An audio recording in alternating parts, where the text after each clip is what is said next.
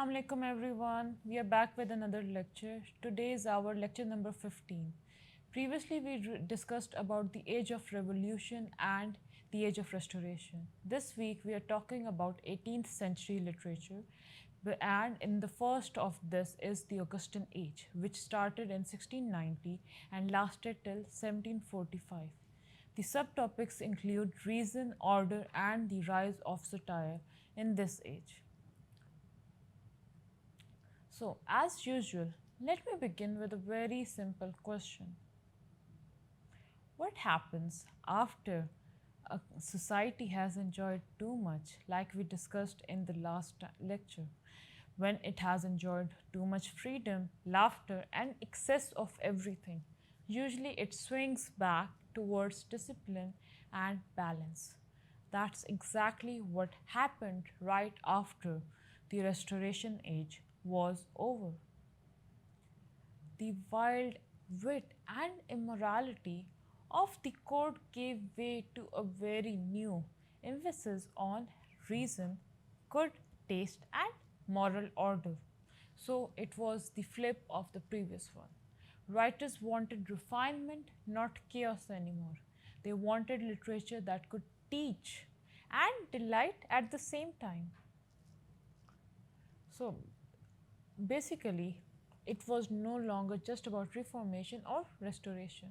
This new spirit came to dominate the early 18th century and earned it the title of the Age of Reason, also called the Augustan Age, with a little reference to the era of Emperor Augustus in ancient Rome, which was known for its classical order and literary brilliance.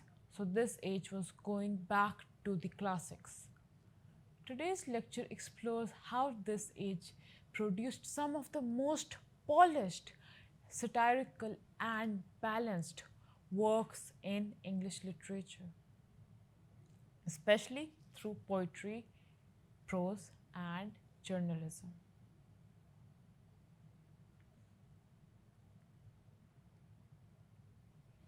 So, the period from 1690 to about 1745 is often called the Age of Augustine or the Age of Pope and also the Age of Swift. It has multiple names. The Restoration had revived laughter, but now England craved order and also stability. The Glorious Revolution of 1688 had replaced absolute monarchy with control of government. Constitutional government was introduced now. England was emerging as a modern commercial nation with coffee houses and newspapers as well as social clubs becoming a symbol of urban life. It was this chaos and growing middle class that brought the literature of this age, and the literature became less about aristocrats and more about the common public. Writers addressed social, political, and moral issues with wit and logic. Three main qualities define the Augustan age. First is reason and order. It was the belief in logic, balance, and control. Second quality was satire, which exposed human follies and foolishness through wit and logic. Lastly, neoclassicism. It was the imitation of ancient Greek and Roman ideals of harmony and proportion. Now, let us examine how these values shaped the literary forms of this particular period.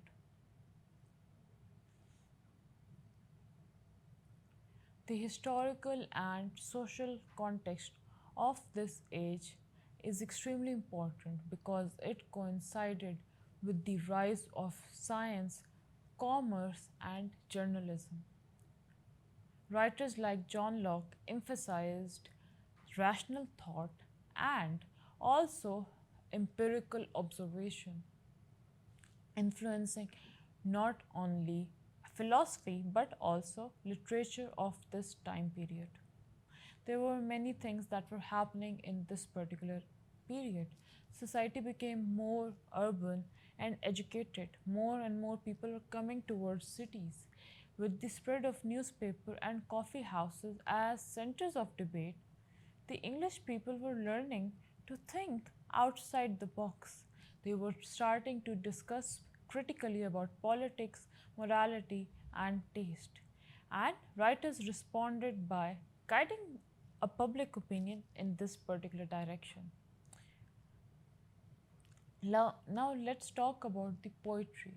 The poetry written in this age is known as the poetry of satire and artifices. Poetry during the Augustan period reflected refinement and polish. Poets followed classical rules of symmetry, clarity, and control.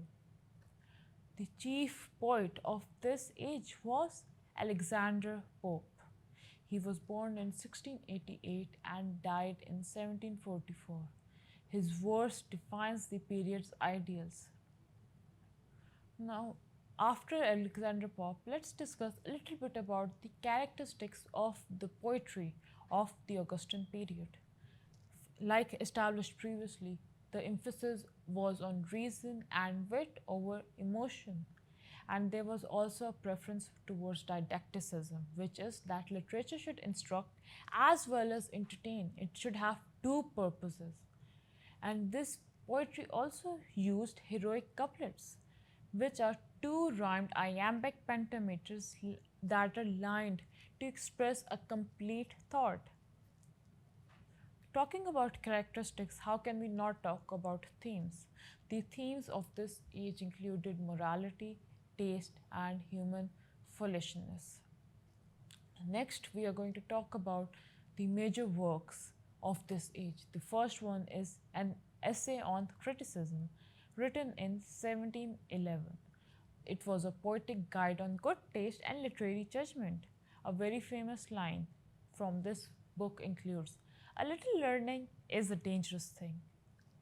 Next famous work is The Rape of the Lock, which was written around 1712 to 1714. It was a mock heroic poem turning trivial quarrel into a grand epic satirizing upper class vanity and illusion. The next work that was famous was The Dunciad. It was written in 1728, a ferocious satire on dullness and mediocrity in literature. Another famous work was an essay on man. It was a philosophical reflection on humanity's place in the universe. A very famous dialogue from this is, "Whatever is right." Through humor and moral precision, Pope became the voice of the educated middle class, defending reason, taste, and virtue against ignorance and chaos. We discussed about poetry. Now we are going to talk about prose and the satire that was found in the prose. Here, a very famous name is Swift. And this age is also known as the art of irony, which Jonathan Swift popularized. If Pope is the poet of reason, Jonathan Swift was the writer of prose and satire of intellect and indignation. Swift used irony as a weapon against human hypocrisy and political corruption. His style combined clarity with moral anger. Jonathan Swift's famous works include the following: A Tale of a Tub, published in 1704. It was a satire on religious divisions in England. Another famous work is The Battle of the Books, written in 1704. It was a humorous defense of classical learning against modernity. Lastly, Gulliver's Travel, published in 1726. It was his masterpiece. It was a political and moral allegory disguised as a travel narrative. The character explores different nations and their corruption. Each voyage reveals something new about human weakness, pride, greed, and foolishness, to name a few.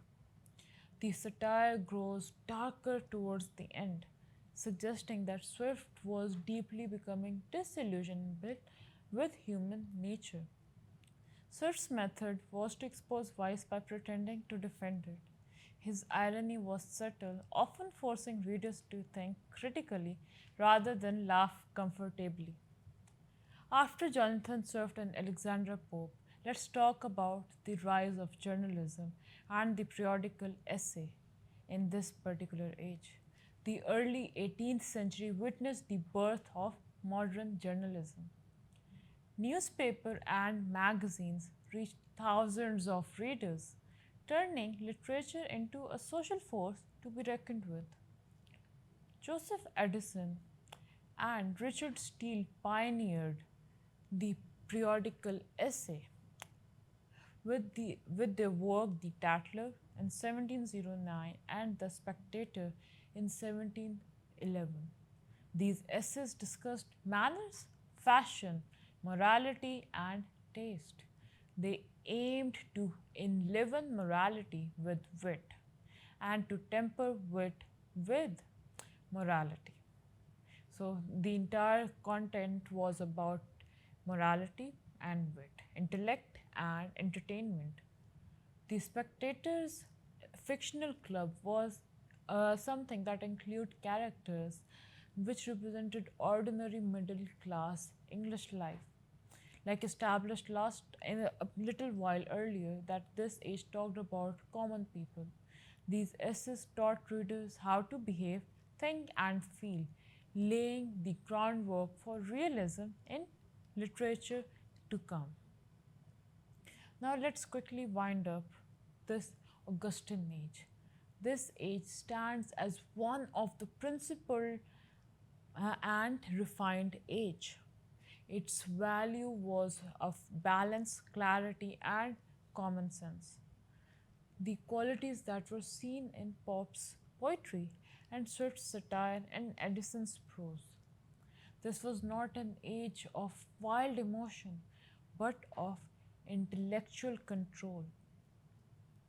It believed that reason could control human fully and that literature should shape moral conundrum and social behavior. Though this age may seem distant from our times, we still see its influence to this day. In every piece of journalism, essay, writing, and political satire that values logic over emotions and chaos, there is a glimpse of the Augustan age. The 18th century thus taught English literature how to think clearly, write better and precisely, and also laugh intelligently. That was all for today's lecture. This time we discussed the Augustan age, and in the next lecture we are going to talk about the other half of the 18th century. Till then, Allah Hafiz and see you soon.